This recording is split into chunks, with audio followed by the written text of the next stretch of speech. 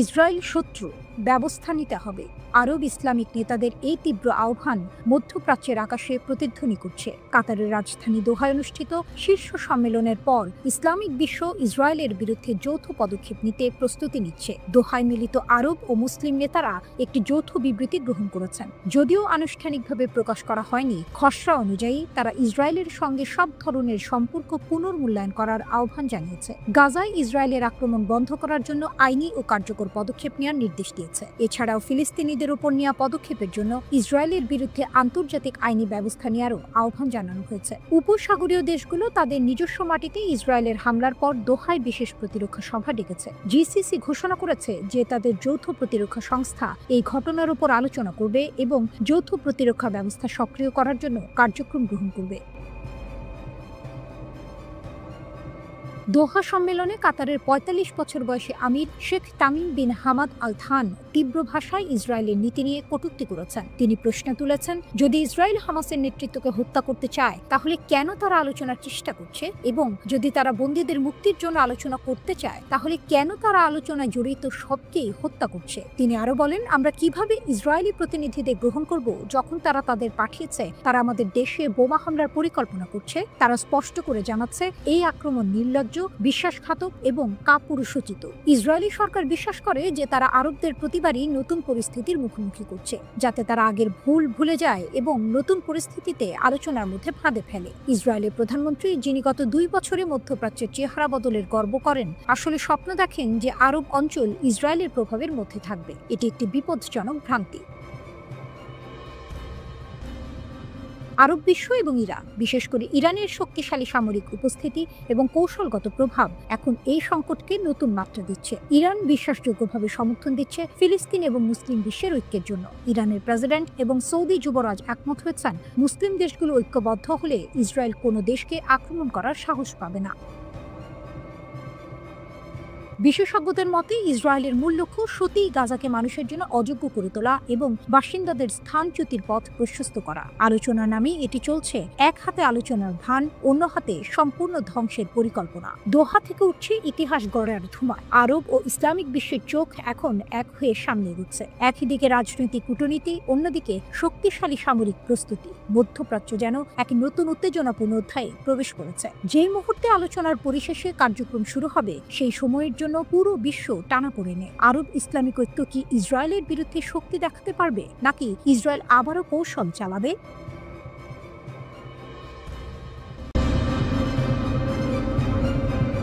মধ্যপ্রাচ্যের রাত এখন আর শান্ত নেই। আকাশে সাইরেন বাজে, আলো ঝলমল করে ওঠে যুদ্ধ বিমানের। কিন্তু ইসরায়েলের প্রযুক্তি আর প্রতিরক্ষা ব্যবস্থার আড়ালে হঠাৎ করে আঘাত হানছে ইয়েমেনের প্রতিরোধ যোদ্ধারা। আমরা নীরব থাকবো না, বর্বরতার জবাব দেব, এমন ঘোষণা দিয়ে তারা এবার একের পর এক ড্রোন ও মিসাইল হামলায় কাঁপিয়ে তুলেছে তেল আবিব থেকে নেগেভ মরুভূমি পর্যন্ত।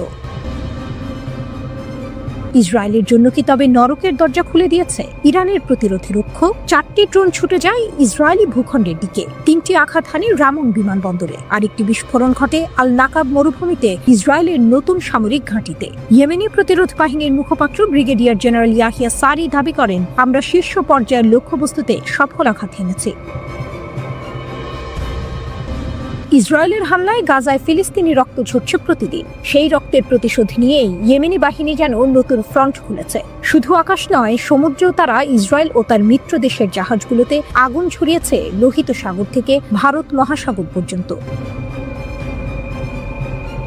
গাজায় যুদ্ধ শুরুর পর থেকে ইয়েমেনিরা সামনে এসে গেছে প্রতিরোধের অগ্রভাগে। যেন দূর থেকে দাঁড়িয়ে থাকা নয়, বরং সরাসরি যুদ্ধক্ষেত্রে নেমে পড়েছে। ইসরায়েলের কৌশল ভেঙে দিচ্ছে ইয়েমেন। এর আগে ইয়েমেন একটি হাইপারসনিক ব্যালিস্টিক মিসাইল ছুড়ে কাঁপিয়ে দিয়েছে নেগেভ মরুভূমি। সাথে 3টি ড্রোন গিয়ে আঘাত হানে দক্ষিণাঞ্চলীয় শহর ইলাতের রামন বিমানবন্দরে। এর আগেও তেল আবিব ও অধিকৃত এলাকা জুড়ে সাইরেন বাজিয়ে দিয়েছে ইয়েমেনি মিসাইল। ইসরায়েল যতই প্রতিরক্ষা ব্যবস্থা গড়ে তোলে, প্রতিরোধ যোদ্ধাদের আক্রমণ ঠিকই পৌঁছে যাচ্ছে কৌশলগত জায়গায়। প্রতিদিনই যেন নতুন করে আতঙ্কের খবর আসছে। আর কোথায় আঘাত করবে ইয়েমেন? ইয়েমেনি সিংহদের অদম্য শক্তি। ইসরায়েল ও পশ্চিমারা ভেবেছিল ইয়েমেন দুর্বল, কিন্তু তাদের ধারণা ভেঙে দিয়েছে ইয়াহিয়া সারির বক্তব্য। আমাদের অবস্থান দুর্বল করার সব চেষ্টা ব্যর্থ হবে। যেমন আগে হয়েছিল এবারও ব্যর্থ হবে। একসময় সমস্যায় জর্জরিত ইয়েমেন নিজেকে রূপান্তর করেছে এক অদম্য শক্তিতে। সীমাহীন অবরোধ, মার্কিন ও ব্রিটিশ হামলার পরও তারা শুধু টিকে নেই, বরং আঘাত হানছে ইসরায়েলের গভীরে। ইয়েমেন শুধু প্রতিরোধ নয়, এক নতুন শক্তির প্রতি। তাদের ড্রোন, মিসাইল আর অদম্য সাহস ইসরায়েলকে প্রতিদিন মনে করিয়ে দিচ্ছে দখল আর আগ্রাসনের দিন শেষ হতে চলেছে। একদিকে ইসরায়েলের কৌশলগত স্থাপনাগুলো ছাড়খাড়, অন্যদিকে ইয়েমেনের সিংহরা গর্জে উঠছে আগের চেয়েও প্রবল শক্তিতে।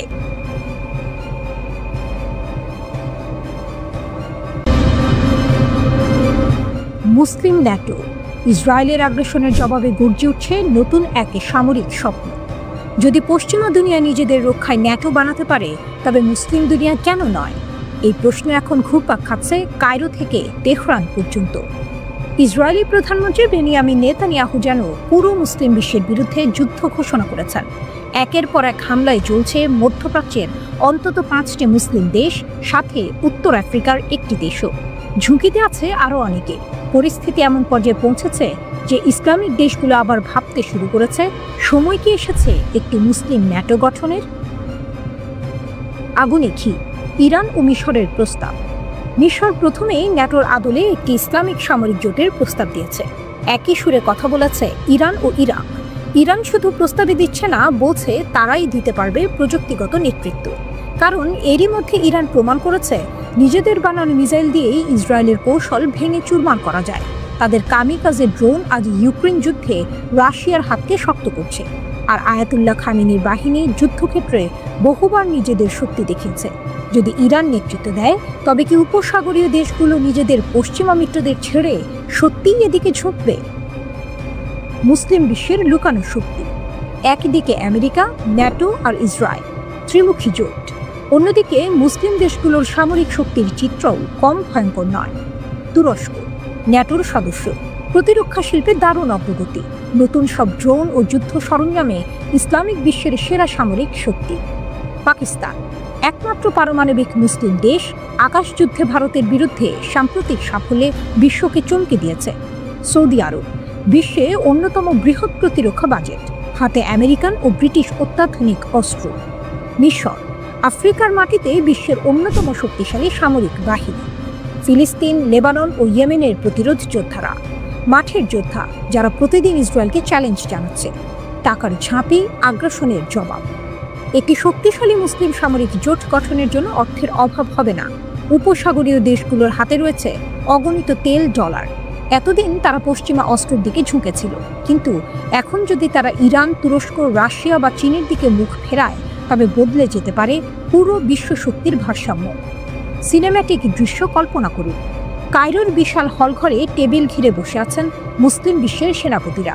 তাদের চোখে একটাই দৃঢ়তা, ইসরায়েলের আগ্রাসন আর চলবে না। তেহরানের মানচিত্রে আঁকা হচ্ছে নতুন প্রতিরক্ষা পরিকল্পনা। ইসলামাবাদের ঘাঁটিতে গর্জন করছে যুদ্ধ বিমান। রিয়াদের বিলাসবহুল প্রাসাদে বসে সৌদি নেতৃত্ব অর্থের ঝাঁপি খুলছে। আর গাজার ধ্বংসস্তূপের ভেতর থেকে উঠে আসছে একটাই স্লোগান, মুসলিম ন্যাটো চাই। ইসরায়েল হয়তো ভেবেছিল একে একে মুসলিম দেশগুলোকে আক্রমণ করে ভেঙে ফেলা সহজ হবে, কিন্তু ফল হয়েছে উল্টো। তাদের আগ্রাসনই এখন এক বিশাল জোট গঠনের পথে ঠেলে দিচ্ছে মুসলিম বিশ্বকে। প্রশ্ন এখন শুধু সময়, কবে তৈরি হবে সেই মুসলিম ন্যাটো? আর তৈরি হলে বিশ্ব রাজনীতির মানচিত্রে সেটা হবে কি সবচেয়ে বড় গেম চেঞ্জার?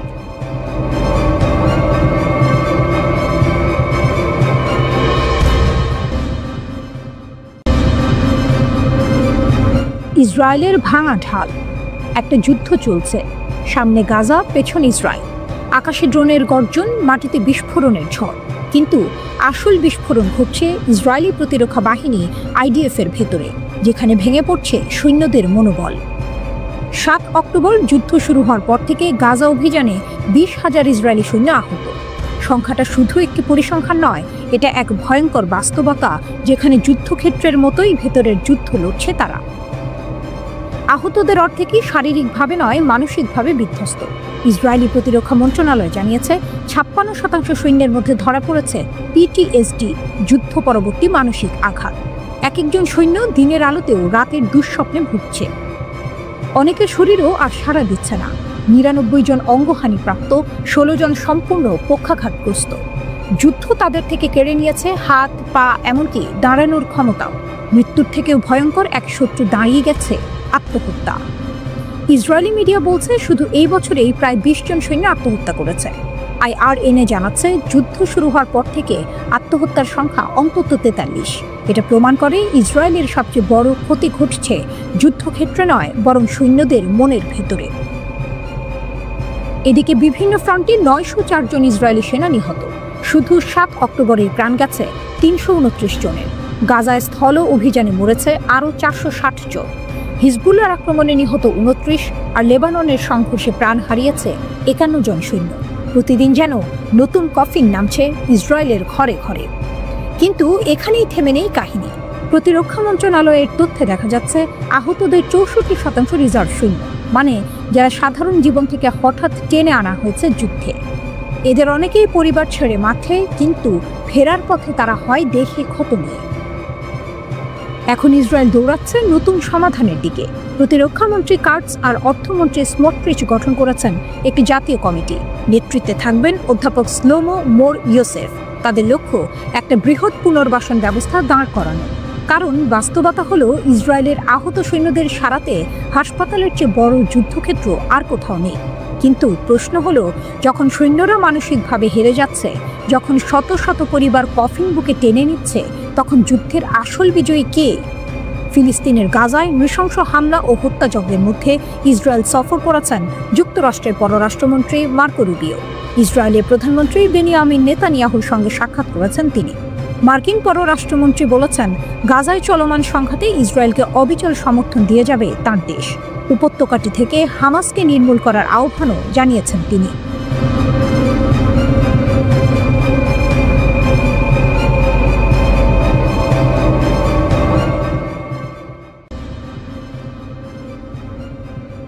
কাতারে নতুন ঝড়ের আভাস। ইরান, ইসরায়েল আর মার্কিন যুক্তরাষ্ট্রের ভূ রাজনৈতিক দাবা। মধ্যপ্রাচ্যের আকাশ যেন আবারও ভারী হয়ে উঠছে। দোহার শান্ত শহরে রাত যত নেমে আসে, উত্তেজনার ঘনঘটা তত বাড়ে। কাতারের বুক জুড়ে মার্কিন সেনা ঘাঁটি আল উদেইদ বহু বছর ধরেই শক্তি আর প্রভাবের প্রতীক। কিন্তু এবার ইরান এমন এক প্রস্তাব দিয়েছে যা শুধু কাতারের ভবিষ্যৎই নয়, গোটা উপসাগরীয় অঞ্চলের শক্তির ভারসাম্য ওলটপালট করে দিতে পারে। মার্কিন সেনা তাড়ান, আমরা দেব ক্ষেপণাস্ত্রের ছাতার সুরক্ষা, এমন চ্যালেঞ্জ ছুড়ে দিয়েছেন ইরানি সাংসদ মোস্তাবা জারি। তিনি সরাসরি কাতারের আমির Sheikh Tamim bin Hamad Al থানিকে উদ্দেশ্য করে বলেছেন, মার্কিন সেনাদের বহিষ্কার করুন, ইরানের বিপ্লবী রক্ষী বাহিনীকে জায়গা দিন। ফাত্তাহ হাইপারসনিক ক্ষেপণাস্ত্রগুলো যদি কাতারে মোতায়েন হয়, তবে ইসরায়েলের আক্রমণ প্রতিহত করা সম্ভব হবে। ইসরায়েলি হামলার পর আগুনে ঘি। 9 সেপ্টেম্বর দোহায় এক ইসরায়েলি হামলায় নিহত হন একজন কাতারি নিরাপত্তা কর্মকর্তা এবং কয়েকজন হামাস সদস্য। ঘটনাটি যেন কাতারের জন্য এক অদৃশ্য ফাঁদ। ইরান সরাসরি অভিযোগ তুলে এই হামলা যুক্তরাষ্ট্রের মদদ ছাড়া সম্ভব হয়নি। অপরদিকে ট্রাম্প দাবি করেছেন ইসরায়েল একাই এই আক্রমণ চালিয়েছে, আর নেতানিয়াহু পূর্ণ দায়িত্ব স্বীকার করেছেন। এই ঘটনার পর থেকেই দোহা দ্বিধার মধ্যে। একদিকে আমেরিকার সবচেয়ে বড় ঘাঁটি আল উদেইদ, যেখানে কাতার বছরের পর বছর ধরে মার্কিন ছায়াতলে আছে। অন্যদিকে প্রতিবেশী ইরান এখন প্রস্তাব দিচ্ছে অস্ত্রের ঢাল হয়ে দাঁড়ানোর। মঞ্চের আড়ালে গোপন খেলা। ইরানের মেজর জেনারেল মুসাভি হুঁশিয়ারি দিয়ে বলেছেন, কাতারের নিরাপত্তায় ইরান কখনো দ্বিধা করবে না। এর আগে জুন মাসে 12 দিনের যুদ্ধে ইরান সরাসরি আল উদেইদ ঘাঁটিতে ক্ষেপণাস্ত্র নিক্ষেপ করেছিল। যদিও কাতারের প্রতিরক্ষা ব্যবস্থা অধিকাংশ ক্ষেপণাস্ত্র আটকাতে সক্ষম হয়েছিল, তবু বার্তা ছিল স্পষ্ট, ইরান চাইলে আঘাত হানতে পারে, আবার চাইলে ঢালও হতে পারে। রাজনৈতিক মঞ্চে উত্তাল আওয়াজ। কাতারের প্রধানমন্ত্রী আরব পররাষ্ট্রমন্ত্রীদের বৈঠকে ক্ষুব্ধ কণ্ঠে বলেন, এবার সময় এসেছে দ্বিমুখী নীতি বন্ধ করার। ইসরায়েলকে তার অপরাধের জন্য শাস্তি পেতেই হবে। ফিলিস্তিনিদের উৎখাতের চেষ্টা কখনোই সফল হবে না। তিনি আরও সতর্ক করে দেন, আমরা যদি আজই বাস্তব পদক্ষেপ না নিই, তবে কালকে আমরা সবাই এক অবিরাম রক্তপাত আর ধ্বংসের মাঝে পড়ে যাব। এক অজানা ভবিষ্যতের পথে কাতার এখন দাঁড়িয়ে আছে এক দ্বিমুখী সড়কে। বাম পাশে আমেরিকা, যার সাথে জোট বহু পুরনো, যার ছায়াতলে কাতার নিরাপদ থেকেছে। ডান পাশে ইরান, যে প্রতিবেশী হিসেবে প্রস্তাব দিচ্ছে হাইপারসনিক ঢাল, তবে বিনিময়ে চাইছে আমেরিকানদের তাড়াতে। সিনেম্যাটিক দৃশ্য কল্পনা করুন। দোহায় রাত গভীর, আকাশে সাইরেনের আলো ঝলমল করছে। একদিকে মার্কিন ঘাঁটি থেকে যুদ্ধ বিমান উঠতে প্রস্তুত, অন্যদিকে ইরানি ক্ষেপণাস্ত্র বাহিনী সীমান্ত পেরিয়ে এগিয়ে আসছে। কাতারের সিদ্ধান্ত এখন শুধু তার নিজের নয়, পুরো উপসাগরীয় অঞ্চলের ভবিষ্যৎ নির্ধারণ করতে পারে।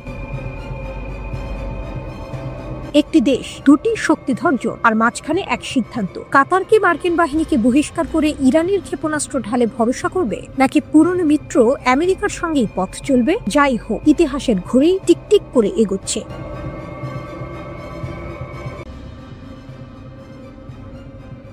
একটি রাত, অন্ধকার আকাশ, আর সেই আকাশ ভেদ করে উঠে যাচ্ছে অগ্নিশিখার মতো এক দানব। নাম তার খোররামশার 5। এটি কি শুধুই একটি ক্ষেপণাস্ত্র, নাকি এটি এক নতুন অধ্যায় যেখানে ইরান আর শুধু আঞ্চলিক খেলোয়াড় নয়, বরং বৈশ্বিক শক্তির মঞ্চে এক নতুন প্রতিদ্বন্দ্বী? সাম্প্রতিক দিনগুলোতে ইরানের এক শীর্ষ নেতা প্রকাশ্যে হুঁশিয়ারি দিয়েছেন, এবার আর কেবল ইসরায়েল নয়, মিসাইল ছুটবে সরাসরি আমেরিকার মূল ভূখণ্ডে। এই কথার পরেই ওয়াশিংটনে শুরু হয়েছে গুঞ্জন, ভয় আর অস্থিরতা। কারণ খবর এসেছে ইরান হয়তো তৈরি করছে তাদের প্রথম আন্তঃমহাদেশীয় ব্যালিস্টিক ক্ষেপণাস্ত্র বা ICBM। গল্পের শুরু একটি ভিডিও থেকে। কয়েকদিন আগে অনলাইনে ছড়িয়ে পড়ে দৃশ্যটি। আকাশে উঠে যাচ্ছে এক বিশাল ক্ষেপণাস্ত্র। যদিও ফুটেজটি 2023 সালে খোররামশার তোলা পুরনো দৃশ্য, তবুও নতুন করে আলোড়ন তুলেছে বিশ্বে। কারণ এবার আলোচনা শুরু মিডিয়ার কল্পনা নয়, বরং প্রযুক্তির বাস্তবতার আড়ালে লুকিয়ে থাকা এক সম্ভাব্য রূপান্তর। খোররামশার 5 নামটি এতদিন আনুষ্ঠানিকভাবে ঘোষণা করা হয়নি, কিন্তু বিশেষজ্ঞদের দাবি এটি হতে পারে ইরানের প্রথম ICBM। এর পাল্লা বলা হচ্ছে প্রায় 12,000 কিলোমিটার, অর্থাৎ তেহরান থেকে ছুটে গিয়ে সরাসরি আঘাত হানতে পারবে আমেরিকার রাজধানী ওয়াশিংটনে। শুধু দূরত্ব নয়, গতিতেও রয়েছে বিস্ময়কর শক্তি। এর গতি বলা হচ্ছে ম্যাক 16, প্রায় ঘন্টায় 20,000 কিলোমিটার। এত গতি সাধারণত দেখা যায় কেবল উন্নত রাষ্ট্রগুলোর হাইপারসনিক অস্ত্রে। ইরান 2015 সালে ঘোষণা করেছিল তাদের ক্ষেপণাস্ত্র 2000 কিলোমিটারের বেশি পাল্লার হবে না। যুক্তি ছিল স্পষ্ট, এটি শুধু প্রতিরক্ষা, আঞ্চলিক হুমকি মোকাবিলার জন্য যথেষ্ট। কিন্তু সময় বদলেছে। ইসরায়েলের আগ্রাসন, যুক্তরাষ্ট্রের অবিরাম চাপ, আঞ্চলিক অস্থিরতা, সব মিলিয়ে ইরান যেন তার পুরনো প্রতিশ্রুতি ছিঁড়ে ফেলছে। তবে শুধু রাজনৈতিক সিদ্ধান্ত নয়, প্রযুক্তিগত দিক থেকেও এটি এক মহাকাব্যিক চ্যালেঞ্জ। একটি ক্ষেপণাস্ত্রকে মহাকাশের বাইরে পাঠানো, তারপর আবার বায়ুমণ্ডলে প্রবেশ করিয়ে সঠিক লক্ষ্যে আঘাত করা, এ যেন বিজ্ঞানের সবচেয়ে কঠিন সমীকরণ। আর ইরান যদি সত্যি এটি করে থাকে, তবে তা বিশ্ব রাজনীতির ভারসাম্য পাল্টে দিতে বাধ্য। শোনা যাচ্ছে খোররামশার 5 বহন করতে পারবে 2 টনের ওয়ারহেড, যা অনেক দেশের পারমাণবিক বা বাংকার ভেদী বোমার সমতুল্য। যদিও এখনো নিশ্চিত নয় এটি সত্যি 12,000 কিলোমিটার পারবে, নাকি 5,500 কিলোমিটার পর্যন্ত সীমাবদ্ধ। ক্ষেপণাস্ত্র বিজ্ঞানের নিয়ম বলছে পাল্লা বাড়লে পেলোড কমে, তবু এর সামর্থ্য নিয়ে ইতোমধ্যেই পশ্চিমা দুনিয়ায় কাঁপন লেগে গেছে। এখানে মনে করিয়ে দেওয়া জরুরি, ইরান ইতিমধ্যে হাইপারসনিক ক্ষেপণাস্ত্র তৈরি করে বিশ্বকে চমকে দিয়েছে। জটিল গাইডেন্স সিস্টেম, প্রতিরোধী উপাদান, সবকিছুতে তারা প্রমাণ করেছে প্রযুক্তির শীর্ষ পর্যায়ে পৌঁছে গেছে। ফলে খোররামশার 5 এর কথিত গতি ও পাল্লা যদিও কারো কাছে অবিশ্বাস্য মনে হয়, বাস্তবতায় তা অসম্ভব নয়। তেহরান এখনো সরকারি ঘোষণা দেয়নি, কিন্তু যখন প্রতিরক্ষামন্ত্রী আজিজ নাসেরজাদে সম্প্রতি বললেন আমরা 2 টনের ওয়ারহেড হাইপারসনিক গতিতে পরীক্ষায় সফল হয়েছি, তখন অনেকে ফিস ফিস করে বললেন একি তবে খোররামশার 5 এর ছায়া। গল্পটি রহস্যময়। হয়তো এটি কেবল গুজব, হয়তো সত্যি শুরু হয়েছে এক নতুন যুগ। তবে এক জিনিস নিশ্চিত, এই নামের চারপাশে জন্ম নিয়েছে এক অদৃশ্য আতঙ্ক। আর আতঙ্ক মানেই শক্তি। ইরান সেই শক্তির মালিক হয়ে উঠছে, যাকে থামানো এত সহজ নয়। উন্নত প্রযুক্তির স্যাটেলাইট উন্মোচন করল ইরান। আকাশ ছুঁয়ে নতুন শক্তির ঘোষণা। আকাশের বুক যেন হয়ে উঠল নতুন যুদ্ধক্ষেত্র। সেখানে যার উপস্থিতি, যার চোখ, যার প্রযুক্তি, সেই ভবিষ্যতের নিয়ন্ত্রক। আর এবার সেই নিয়ন্ত্রণের খেলায় নিজের শক্তি দেখিয়ে দিল ইরান। 30 অগস্ট তেহরানি মহাকাশ গবেষণাগারে যখন উদ্ভাসিত হলো কাউসার 1 নামের উন্নত প্রযুক্তির স্যাটেলাইট। তখন মনে হলো এ যেন আরেকবার ইরান নিজের অদম্য শক্তির পতাকা উড়িয়ে দিল মহাশূন্যে। অনুষ্ঠানে উপস্থিত ছিলেন ইরানের উপমন্ত্রী এবং মহাকাশ সংস্থার প্রধান হাসান সালারিয়ে। তার কণ্ঠে ভেসে উঠছিল গর্বের সুর। ইরান শুধু স্যাটেলাইট বানাচ্ছে না, বানাচ্ছে আস্থা, বানাচ্ছে স্বপ্ন, বানাচ্ছে আগামী দিনের শক্তি। তিনি ঘোষণা দিলেন কয়েক মাসের মধ্যেই দেশীয়ভাবে নির্মিত দ্বিতীয় মডেল মহাশূন্যে ভেসে উঠবে। এক দুরন্ত দৃশ্য, যেখানে ক্ষণিকের নীরবতার পর আকাশ চিরে ঝলসে উঠবে নতুন প্রযুক্তির আলো। গত বছর রাশিয়ার সোয়ুজ লঞ্চার ব্যবহার করে কাউসার 1 এবং হোদদ উপগ্রহগুলো সফলভাবে কক্ষপথে স্থাপন করেছিল ইরান। 1 বছরেরও কম সময়ে আবার আপগ্রেড করা সংস্করণ নিয়ে হাজির তারা। এবার আর কেবল পরীক্ষামূলক নয়, এবার পূর্ণাঙ্গ শক্তির প্রদর্শনী। নতুন সংস্করণের ওজন 50 কিলোগ্রাম। সেটি উঠবে 500 কিলোমিটার উচ্চতায় সূর্য সমকালীন কক্ষপথে, আর সেখানে থেকে নজর রাখবে রিমোট সেন্সিং, কৃষির নিখুঁত মানচিত্র, ইন্টারনেট অফ থিংস, এমনকি কৌশলগত পর্যবেক্ষণে। ইরান আর শুধু ভূখণ্ড রক্ষার খেলোয়াড় নয়, সে এখন মহাশূন্যেরও প্রহরী। হাসান সালারিয়ে জানান, কাউসার হলো ইরানের বেসরকারি খাতের তৈরি প্রথম পর্যবেক্ষণ স্যাটেলাইট। এ যেন আরও এক বিপ্লব, কারণ মহাকাশ শিল্পে বেসরকারি অংশগ্রহণ সাধারণত সীমিত, কিন্তু ইরান সেখানে পথ খুলে দিল। এই চ্যালেঞ্জ গ্রহণ করেছে ওমিদ ফাজা কোম্পানি। তাদের হাত ধরেই ইরান প্রমাণ করছে প্রযুক্তি কেবল সরকারের নয়, জনগণেরও শক্তি হতে পারে। দ্বিতীয় সংস্করণে যুক্ত হয়েছে উন্নত ইমেজিং, টেলিযোগাযোগ পেলোড, ডেটা ম্যানেজমেন্ট কোড আর নতুন অ্যালগোরিদম। সবই আগের মিশনের অভিজ্ঞতার আলোকে। এক কথায়, এটি শুধু একটি স্যাটেলাইট নয়, এটি হলো ইরানের প্রযুক্তিগত বিবর্তনের প্রতীক। ইরান স্পষ্ট জানিয়ে দিল তাদের লক্ষ্য শুধু একটি নয়, বরং ধারাবাহিক উৎক্ষেপণ। আগামী 10 বছরের রোডম্যাপ ও সপ্তম উন্নয়ন পরিকল্পনার অধীনে একাধিক উপগ্রহ মহাশূন্যে পাঠাবে তারা। তথ্য ও যোগাযোগ প্রযুক্তি মন্ত্রণালয় ইতিমধ্যে বেসরকারি খাতকে উৎসাহিত করতে কাজ শুরু করেছে। শিগগিরই আরও দরপত্র ডাকা হবে, যাতে আরও কোম্পানি যুক্ত হতে পারে। ভাবুন তো, একসময় যাদের মহাশূন্যের দরজায় ঠেকানো হয়েছিল নিষেধাজ্ঞার দেয়াল দিয়ে, তারাই আজ মহাশূন্যে শক্তির পতাকা তুলছে। ইরান যেন বলছে দুনিয়াকে, যত বাধাই দাও, আমরা থামব না। আকাশও আমাদের জন্য সীমানা নয়। মাটির নিচে ক্ষেপণাস্ত্র, আকাশে ড্রোন, আর এখন মহাশূন্যে স্যাটেলাইট। ইরান যেন শক্তির নতুন ত্রিমাত্রিক প্রতীক। এই দৃশ্য সিনেমার মতো, কিন্তু এটি বাস্তব। এবং সেই বাস্তবতাই ইরানি আজ মহাশূন্যে ঘোষণা দিচ্ছে তারা আর পিছিয়ে নেই, বরং এগিয়ে যাচ্ছে এমন পথে যেখানে প্রতিদ্বন্দ্বীরাও শঙ্কিত হয়ে তাকিয়ে থাকবে আকাশের দিকে।